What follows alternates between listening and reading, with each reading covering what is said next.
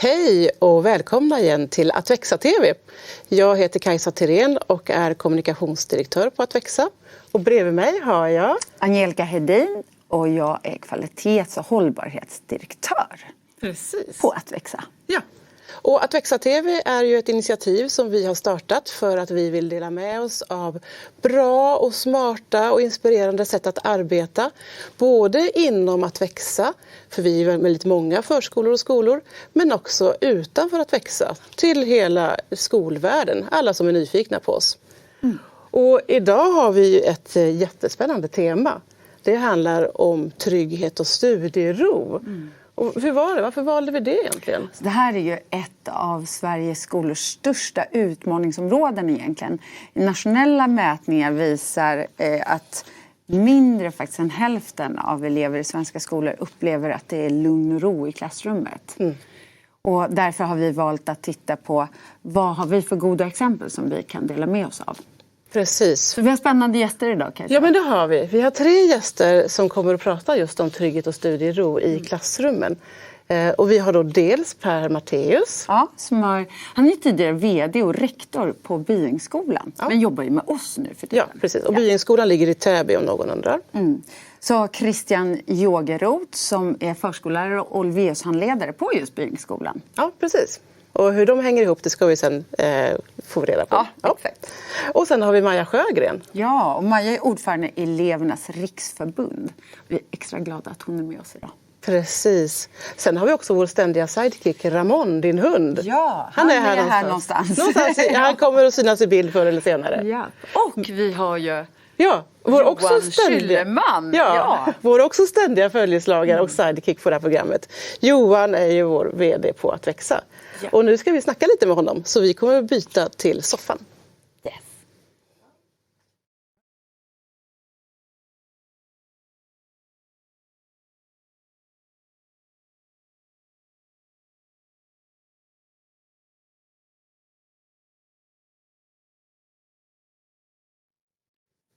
Hej Johan, välkommen hit igen. Hej, tack, vad kul att vara här. Ja, alltid lite roligt att ha det här. Ja, det är alltid underbart. Ja. Vi har ju vid varje Att växa TV startat och med en liten intervju med dig där vi har frågat lite olika saker. Och det är en grej som jag tänkte liksom komma tillbaka till. Och det är just varför hamnade du på Att växa? Vad är grejen med att du ville jobba just här på Att växa, som också är ett av Sveriges största friskolekoncerner?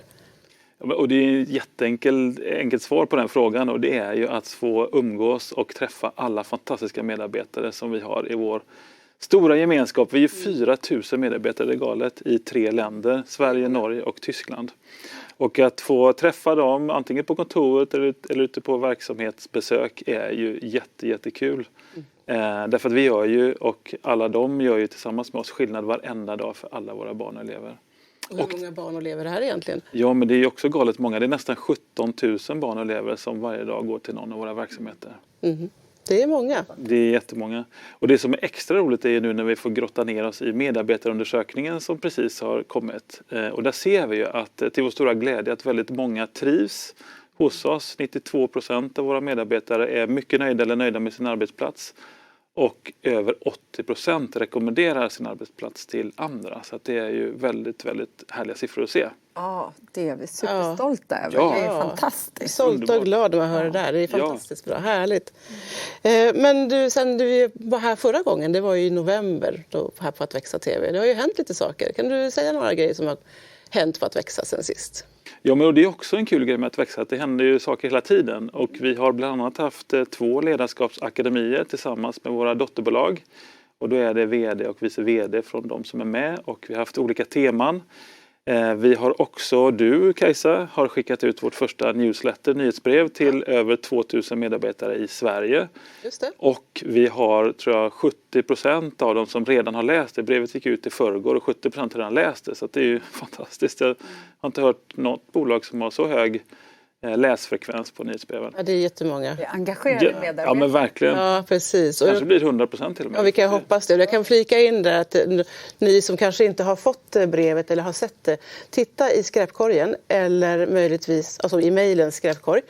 Eller hör av er till newsletter@atväxa.se, för då kommer jag kunna se till att ni får det här också. Och i det nyhetsbrevet kan man ju läsa om vårt demokratiseminarium som vi hade här i januari som var superspännande. Där vi dels fick lära oss lite mer om hur demokratin mår i världen. Vilket inte är så bra som man kanske hade önskat. Vet ni hur stor andel av världens länder som är demokratier idag, Angelica? Alltså om jag skulle gissa, jag vågar mig nästan inte på en gissning. Jag tror Europa kanske ligger lite bättre till. Men vad kan jag tro? Att det är 70%? Ja, men det är bra gissat, men tyvärr inte. Det är ungefär hälften. Hälften av världens länder som är demokratier och det är på nedgång. Det är skrämmande. Ja, det är faktiskt skrämmande. Och vi är ju en livskraftig del i världen som du är inne på. Sverige, Norge och Finland är ju tillsammans med Nya Zeeland de starkaste demokratierna i världen. Men Sverige har sjunkit tyvärr i ett index som The Economist gör varje år.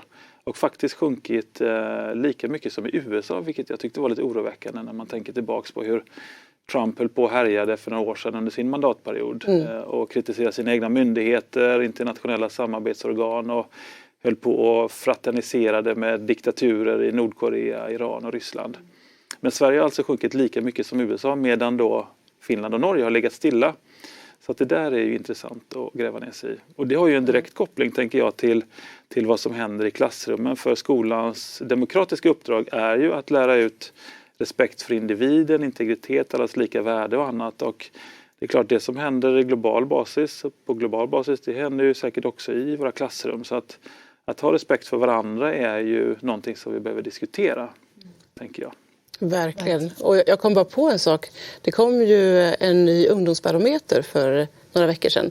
Och där såg man också att den här tilltron till demokrati som ett statsskick sjunker bland ungdomar. Så jag tänker också att man måste ju uppleva det också rent praktiskt i klassrummen och känna att man är trygg och så. Så det börjar ju i skolan. Verkligen. Så det är så viktigt för hela framtiden. Ja men 100%. Och att man får ställa de här frågorna som man kanske är dumma frågor eller man känner sig osäker på att stämmer det verkligen att våra politiker fattar beslut som är dåliga för landet Sverige? Nej, det stämmer inte. Det är någonting som kallas för desinformation och man får vara lite källkritisk och söka information från flera olika källor och ha den här tillåtande miljön i klassrummen när man faktiskt får ställa de här lite dumma frågorna då till sina klasskompisar eller till läraren. Och för att kunna våga ställa dumma frågor måste man känna sig trygg. Exakt. Det är ju avgörande. Exakt. Helt klart. Som vi var inne på, en av de största utmaningarna är för svensk skola. Hur hade du det själv när du gick i skolan med trygghet och studiero? Var det bättre förr? Alltså det var nog sämre förr skulle jag gissa. För jag tyckte att högstadiet var riktigt stökigt. Framförallt 8:an var ju tuff. Dels för att det hände mycket med ens egen utveckling kanske. Men också att det var människor som kom från olika delar av vad ska man kalla utbildningsnivå, stöd hemifrån och annat. Som samlades ihop i ett klassrum. Och det var man var på väldigt olika nivå helt enkelt. Och folk pratade, hade inte respekt för liksom läraren på samma sätt tyckte jag då faktiskt. Så att jag upplevde högstadiet som en stökig period. Sen hade jag tur att komma in på ett gymnasium inne i stan som var fantastiskt med väldigt studiemotiverade elever och väldigt duktiga lärare. Så där var det 100% studiero och 0 studieoro i klassrummen. Ja, det var bra. Och stan är för dig Göteborg? Ja, exakt. Västkusten. Ja, precis, om någon undrar. Ja, precis. Men du, Spännande. ja verkligen. Tack Johan. Vi ska ju nu byta lite plats här i soffan och få in våra 3 gäster. Så vi ses om ett tag. Och nu ska vi välkomna in Per, Christian och Maja.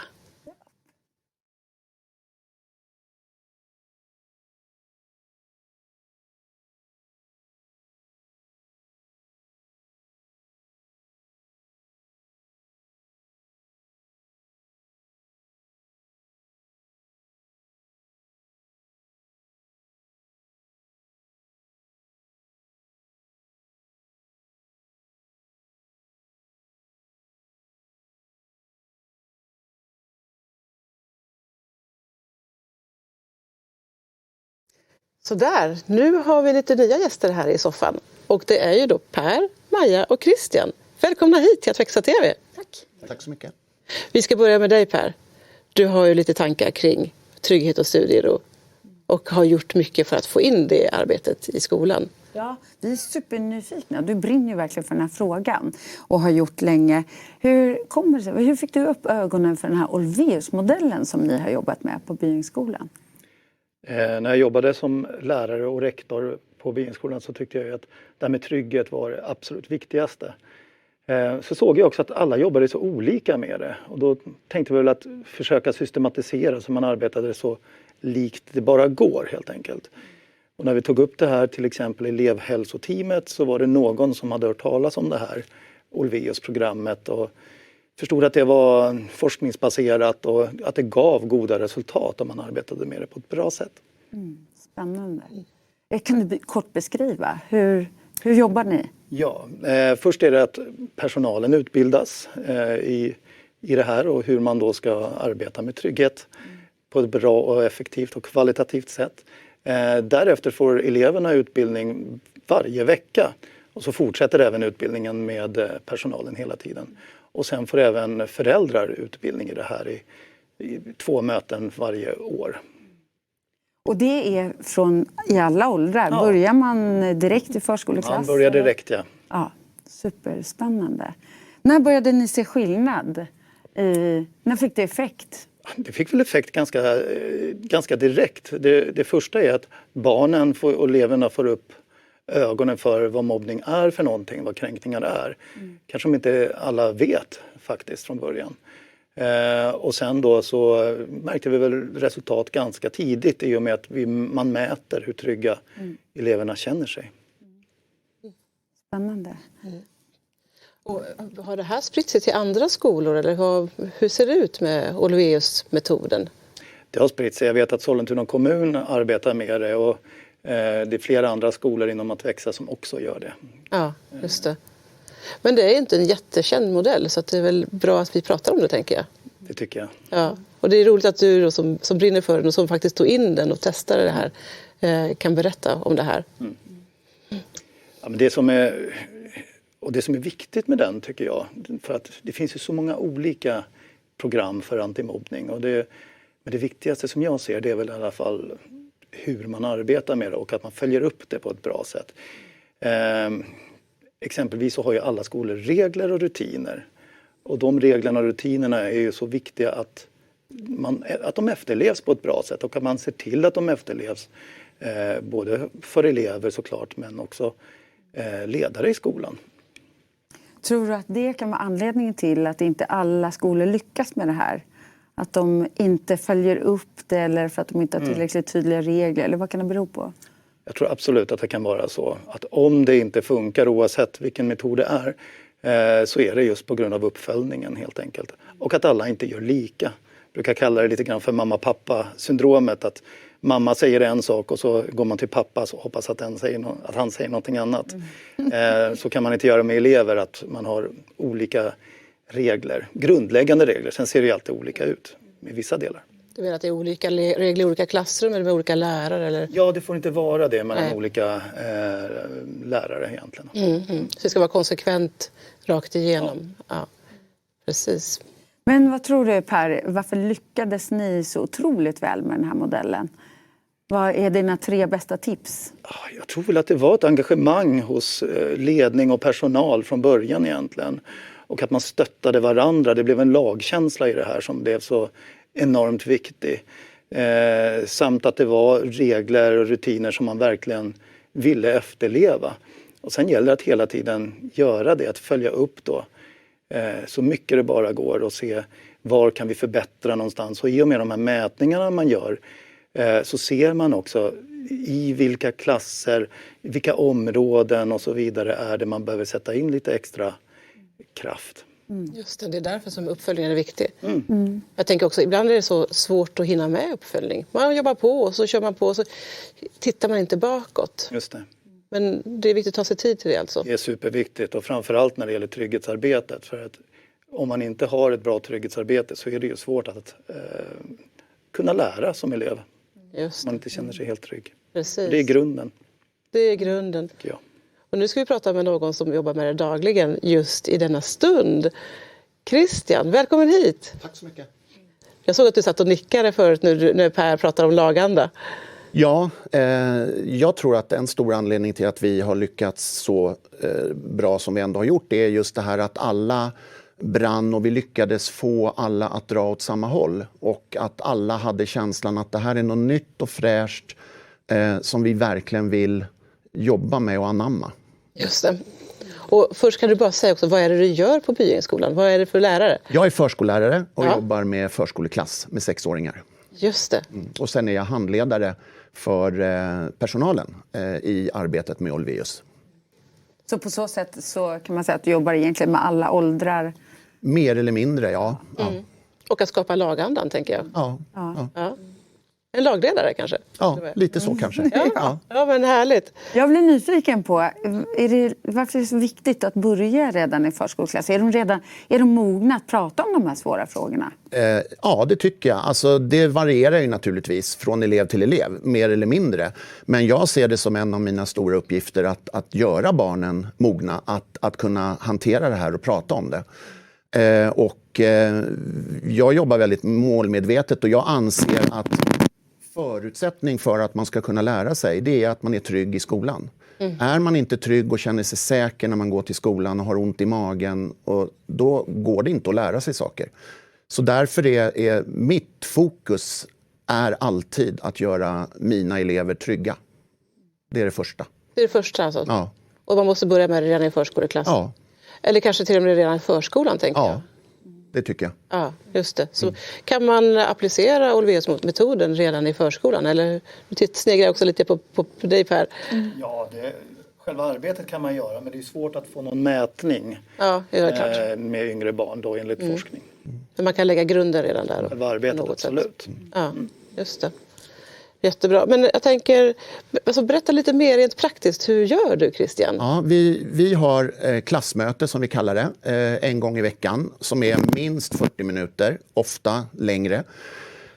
Då vi ofta brukar börja med att se en film. Vi jobbar en hel del med Utbildningsradions serie Vara vänner. Den serien tar upp för 6-åringar väldigt relevanta frågor, tycker jag. Som handlar om hur man blir utfryst eller känner sig utanför, blir kränkt av en kompis. Och den serien är uppbyggd så att första delen av filmen, då blir det riktigt tokigt. Och så bryts filmen och så bestämmer man sig för att så här kan vi inte ha det. Hur kan vi göra det annorlunda? Och då brukar jag bryta. Och så pratar jag med eleverna om hur vi skulle kunna göra annorlunda mot vad som visas på filmen. Och sen ser vi den sista delen av filmen som visar hur man skulle kunna ha gjort. Och sen diskuterar vi runt hela den filmen. Så det gör vi, och det är inte varje gång vi tittar på filmen ibland. Sen är också en stående punkt, hur har vi det i våran klass? Hur har vi det? Hur trivs vi? Och då är det viktigt att man får inte nämna namn. Så att kompisarna får inte berätta saker som har hänt med namn. Nej. Men de kan berätta om själva händelsen. Och så diskuterar vi den händelsen, hur det kändes och vad man skulle kunna göra annorlunda. Och så försöker vi lära oss hela klassen utifrån det som har hänt. Sen om det behövs så pratar jag med de här eleverna sen enskilt efteråt. Och då får man ju nämna namn när jag sitter ensam med dem. Just det. Och jag tänkte bara en eloge tänka till Utbildningsradion som har gjort den här tv-filmserien. Jag tänker att vi ska nog lägga ut en länk till den efter det här programmet. Ja, det är möjligt. Men du jobbar ju med 6-åringar. Gör man likadant i 9:an? Alltså i stort är det ju likadant. Det är ju inte med de här filmerna och så. Men just det här att ha en gång i veckan, ha en utbildning då man dels diskuterar hur det är i just den klassen, men också har en viss utbildning då med olika saker som har med Olweus-arbetet och med kränkningar och mobbning, antimobbning att göra. Ja, så det gör man från förskoleklass och ända upp i 9:an. Men om man nu arbetar på en skola där man kanske inte har introducerat det här ännu, men man känner att det här brinner jag för, jag skulle vilja komma igång. Är det enkelt för vem som helst? Skulle en lärare på någon av våra skolor kunna starta lite på egen hand? Absolut. Vad är dina bästa tips till den läraren? Läs på, titta, men jobba utifrån din egen övertygelse. Brinner man för det här, då tycker man ju att arbetsro i klassrummet, studiero, ha en bra arbetsmiljö. Och det innebär ju då bland annat att det är högt i tak, man kan prata med varandra. Men det också handlar om att alla ska vara trygga i skolan. Man ska inte behöva gå med en klump i magen att behöva vara orolig för att vara utsatt. Så det tycker jag absolut alla kan börja med. Ja. Du har jobbat länge med den här modellen och jobbat länge med frågan. Upplever du någon skillnad idag mot tidigare? Är det större utmaningar? Är det annorlunda att jobba med studiero och trygghet idag jämfört med? Ja, det tycker jag. Jag tycker att det är en större utmaning. Det tenderar till att bli lite mer individualistiskt. Och jag då som brinner och kommer från idrottens värld också. Jag brinner för det här med laget, före jaget och lagandan. Och att jag pratar väldigt mycket med mina elever om att våran grupp är inte hel om inte alla är här. Det krävs liksom att vi är tillsammans för att det ska bli den här dynamiken. Så att det har blivit en lite större utmaning tycker jag. Ja, och det är också spännande för det egentligen går det hand i hand. Det är kanske mikroperspektivet och det som Johan pratade om ur makroperspektivet, att demokratin liksom backar i hela världen. Och det ser du också lite grann. Ja, lite så. Ja. Ja. Vad skulle kunna förbättra om du skulle ge tips till andra? Nu hade du en rektor som verkligen peppade dig i det här. Vad skulle du ge för tips till de som har en skolledare som inte har sett det här ännu? Vad ska de göra? Ligg på, kämpa, övertyga och visa att, för ofta tycker jag att det är så att brinner man för någonting då har man en förmåga att visa andra att det här är viktigt. Så ge inte upp utan ligg på, kämpa och övertyga. Ja. Det är jättebra. Man måste... Och Kajsa, vi kommer väl dela... Vi frågade väl Christian lite om man är nyfiken och vill fråga mer. Ja, så lägger vi ut länkar, eller hur Christian? Ja. Och även länkar där Olweus-metoden är beskriven. För det finns ju faktiskt på Byingskolans webbplats. Men jag tänkte bara på en sak, alltså vårdnadshavarna. Alltså, vad säger de då om det här? Reaktioner? Bara oerhört positiva. Ja. Vi har ju redan när man söker till Byingsskolan så är vi ganska tydliga med vad vårdnadshavare kan förvänta sig av oss och vad vi förväntar oss av vårdnadshavarna. Just det. Söker man till Byingsskolan och vill gå på Byingsskolan då har man liksom köpt det här konceptet att vi jobbar med trygghet. Så att alla vårdnadshavare är väldigt medvetna om vad det innebär när de kommer till oss. Så jag tycker att det är enkelt och det är ett väldigt bra samarbete med vårdnadshavarna. För tryggheten i klassrummet bygger ju liksom på 3 ben egentligen. Eleverna, vi som jobbar och föräldrarna, vårdnadshavarna. Alla 3 måste hjälpas åt och sträva åt samma håll. Just det. Det är jätteviktigt. Då gäller det verkligen att få med föräldrarna. Ja. Och vi har ju varje termin ett rent Olweus föräldramöte. Då vi samlar föräldrarna och diskuterar frågor som är aktuella i klassen. Och rent allmänna frågor också som handlar om trygghetsarbetet. Just det. Man kan väl säga att Byingsskolan är en profilerad skola när det gäller trygghet och studiero. Ja. Tillsammans med några systerskolor som också då finns inom att växa. Men Christian, nu tänker jag ge ordet till någon annan som sitter på en del av svaren kanske. Eller ett annat perspektiv när det gäller trygghet och studiero i klassrummet. Maja, du representerar ju elevperspektivet här hos oss. Vad är trygghet och studiero utifrån ditt och liksom elevernas perspektiv? Jag ser det väldigt likställt med vuxnas arbetsmiljö på en arbetsplats. Jag brukar säga att skolan är Sveriges största arbetsplats och eleverna är faktiskt de som är i majoritet i skolan. Så att jag vill gärna dra det till att det är en helhet och beskriva det som en arbetsmiljö. Precis. Ska du säga? Du eller jag? Ja, precis. Nej, börjar du. Okej, jag börjar. Ja. Hade du hört talas om Olweus-metoden innan vi bjöd in dig till det här programmet? Nej, alltså jag hade hört namnet men inte riktigt vad det innebär. Och jag läste lite på och sådär och tyckte verkligen att vad ska man säga, det positiva är just det uppföljande arbetet och hur man faktiskt väljer att inkludera eleverna. Det är inte bara de vuxna som får en utbildning och sen ska utföra någonting, utan eleverna måste också vara med på det. Precis som du sa, att det finns 3 ben och ett av de benen är eleverna och de är ju någonstans den gruppen som vi ska få se med kunskap. Så att då är det bra att de också inkluderar i arbetet. Ja, oavsett ålder tänker jag, eller hur? Ja, absolut. Alltså, det handlar ju helt enkelt om vi kollar på barnkonventionen, du måste ju anpassa informationen och anpassa den typen av delaktighet och inflytande ut efter ålder och mognad. Och vi vet att en 4-åring kan också prata om viktiga saker likväl som en 19-åring. Men att man kanske då får prata om det på olika sätt bara. Sätta det i olika kontext. Precis. Varför tror du att de här siffrorna, mätningarna visar att mindre än hälften av eleverna upplever att det är lugn och ro i klassrummet? Det är ett hårt klimat. Jag tror det finns väldigt många olika anledningar. Men jag tror främst att de skolorna som inte är speciellt bra på trygghet och studiero eller då arbetsmiljö för eleverna. Jag tror att de också är ganska dåliga på att inkludera eleverna. Det vill jag ändå jag sträcker ut hakan lite och säger det. Jag tror verkligen på att, vi pratar till exempel om ordningsregler, att så här, för eleverna vara med och utforma ordningsreglerna så som skollagen föreskriver, då kommer man också följa ordningsreglerna i hög utsträckning. Och de är ju till exempel ett ben i att faktiskt skapa en trygg skolgång. Så att jag tror att det viktiga är att vi faktiskt ser typ elevinflytande och elevers delaktighet som någonting viktigt. Och inte som det ser ut nu med regeringens förslag och utredningen om att ta bort elevinflytandet. Det kommer ju ge otroligt dåliga konsekvenser för hela skolan, men kanske framförallt för just trygghetsarbetet. Ja, och elevinflytande är också en övning i demokrati. Ja, alltså det är ju den bästa demokratiskolan.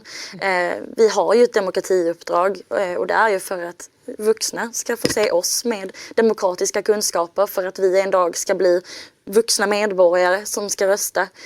Och får vi inte ens tycka till om vårt eget liv, hur ska vi då kunna tycka till om allting som händer runt omkring i ett helt samhälle? Så att demokratiuppdraget är otroligt viktigt, och att då få utöva demokrati över sitt eget liv, att få tycka till om saker, att få bli lyssnad på och få faktiskt se att det jag säger är viktigt och andra bryr sig om min åsikt. Det skulle jag säga är absolut den bästa demokratiskolan. Ja, precis. Och just känna sig trygg också och våga ställa de här frågorna som man kanske inte vågar ställa annars. Och lite det som vi var inne på tidigare när vi pratade med Johan. Att man ska känna sig trygg oavsett vad. Ja. Men jag vet att du har pratat också om elevskyddsombud kopplat till den här frågan. Berätta lite hur du tänker kring det. Ja, men det är ju lite av en hjärtefråga, för att det är i lagen, och jag är lite så här lagnörd, jag tycker sånt är väldigt intressant. I lagen är det ju väldigt tydligt att alla skolor måste ha ett elevskyddsombud. Man måste ha 2 per årskurs. Och det gäller på högstadiet och gymnasiet. Och av erfarenhet så ser det verkligen inte ut så. Och det är till och med så pass illa så att det finns ingen statistik på det här. Jag kan bara tala utifrån när jag möter mina medlemmar eller när jag möter elever som är potentiella medlemmar, så har de inte elevskyddsombud. Och det finns ju om man trappar upp det lite, elevskyddsombuden ska ju vara utbildade.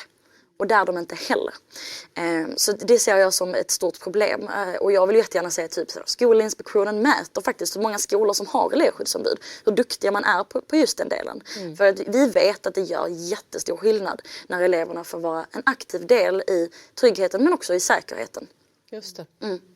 Och det är någonting jag tänker väldigt mycket på, är att om jag skulle fråga er vad ni tror är den otryggaste platsen i en skola, så kan ni säkert gissa er fram till någonting som stämmer ganska så bra, tror jag. Men att faktiskt pinpointa att på just den här skolan så är det just den här korridoren eller just den här toaletten vi känner oss otrygga i. Det kommer ni aldrig kunna veta, utan det kan bara eleverna veta. Och den informationen får man bara tillgång till genom att fråga eleverna. Och det vanligaste är ju toaletter och omklädningsrum och kapprum eller korridorer där det finns skåp och så vidare. Men det är ju generell statistik över hela landet. Det kanske finns någon skola där rastgården är jätteotrygg eller någon skola där matsalen är otrygg. Det kan ju inte vi svara på här och nu. Det måste vi fråga eleverna om. Precis. Men hur kan man bli elevskyddsombud? Ja, alltså det är ju väldigt lätt egentligen. Man måste bli vald till det på ett demokratiskt vis. Och sen måste man genomföra en utbildning så att man vet vad ens uppdrag är. Hur man till exempel genomför en skyddsrond. På samma sätt som att man har skyddsombud på en arbetsplats. Så det funkar väldigt likt. Och där vill jag också poängtera att det här arbetet kan inte läggas över på eleverna. Bara för att det är elevernas rätt till att ha någon som företräder dem i trygghetsfrågor, så är det inte heller bara endast elevernas ansvar. Utan där är också lagen tydlig i att vuxna ska faktiskt hjälpa det här arbetet. Underlätta det, stödja det. Det kan till exempel då vara att säga att nu är det ny termin, nu behöver vi så här många elevskyddsombud, klasser, ni får välja någon. Eller att men nu är det skyddsrond, skicka ut ett mejl. Det kan vara så pass lätt. Ja. Men Maja, det var faktiskt precis den frågan jag tänkte fråga dig. Om vem som egentligen är ansvarig för elevernas arbetsmiljö.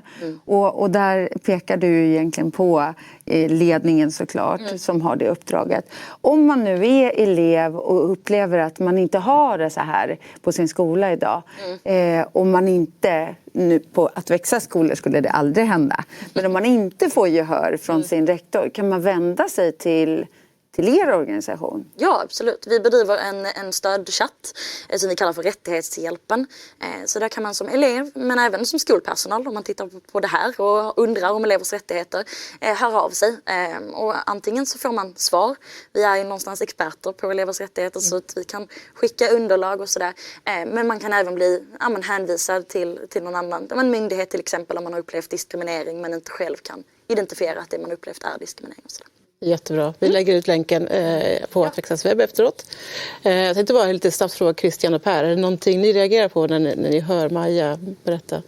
Ja, jag tycker att det är jättespännande det där du säger. Och viktigt med att det ser så olika ut med tryggheten på olika platser, olika skolor men också olika klasser i en skola. Och det är ju det som bland annat då Olveus undersöker helt enkelt och får svar på just genom sina enkäter. Och sen skulle jag just vilja veta hur viktigt du tycker det är med relationen mellan personal och elever. Ja, det tycker jag är topp 1.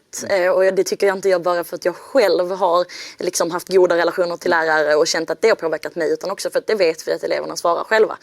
Att det viktigaste för att känna att man har en bra och trygg skolgång är faktiskt relationen till vuxna. Och det är inte bara relationen som i att så här, vi är bundis och tycker om varandra, utan faktiskt att jag känner att jag kan lyfta saker med dig och du tar mig på allvar. Och du tar faktiskt det jag säger vidare. Och om du håller med och om det finns en möjlighet till att förändra så att det blir bättre för mig, men då kommer du göra det. Och att jag har tilltro till det. Så det är också återigen med elevinflytandet, att plockar vi bort den delen, då tror jag att de lärarna som idag kanske känner sig tvingade till elevinflytande faktiskt inte kommer lägga så stor vikt vid det. Och det kommer ju ge negativa konsekvenser, för jag kommer inte lita på dig om du är min lärare. Och om jag inte litar på dig så har jag en otryggare skolgång och jag presterar också sämre enligt forskningen. Precis. Ja, men det är ju, ja, men verkligen. Jag tänkte det är så här on the spot när det gäller trygghet. Hur var jag som jag? Man känner sig trygg i skolan. Ja, och jag tänker så här, om man är skolpersonal och man känner nu oj, vi har inte elevskyddsombud, eller det här med att inkludera eleverna i trygghetsarbetet, det är vi inte så bra på. Så bedriver vi också utbildningar för vuxna om det här. Just det, alltså så vi utbildar vuxna i hur man faktiskt kan göra för att komma igång med det här arbetet och så där. Så då är det också till att höra av sig till oss och be om hjälp. Ja, men ni har ju massa bra utbildningar för alla möjliga, hela skolan. Men hörni, det här är ett superintressant och väldigt, väldigt viktigt ämne. Vi skulle ha pratat en timme minst om det här, eller till och med hela förmiddagen. Men det är dags att avrunda. Så att jag tänkte jag skulle kalla in Johan här igen. Vi ska ta och berätta lite kort om nästa program. Vad som händer här näst. Nästa program på Att växa TV, det är den 26 april. Och då kommer temat vara hälsa och rörelseglädje. Och vad säger ni om det, mina kära kollegor? Ja, det är någonting vi verkligen brinner för. Ja. Eller hur? Och träning. Eller hur? Det gillar vi. Så vi kommer prata om det. Ja. Och vem vet, vi kanske kommer att bjuda in så småningom till en jättestor träningsfest. Ja, varför inte? Vi kommer minst att ha träningskläder på oss. Det får vi ha nästan. Så missa nu inte 26, för då kanske det kommer. Precis. Och då kommer förskolan Mot Bra, en av förskolorna som vi har, och Montessori Norrtälje vara här. Så det blir ett superspännande program. Men hörni, tack för idag för ett jättebra och väldigt viktigt program. Tack så mycket. Hej då! Hej då! Hej.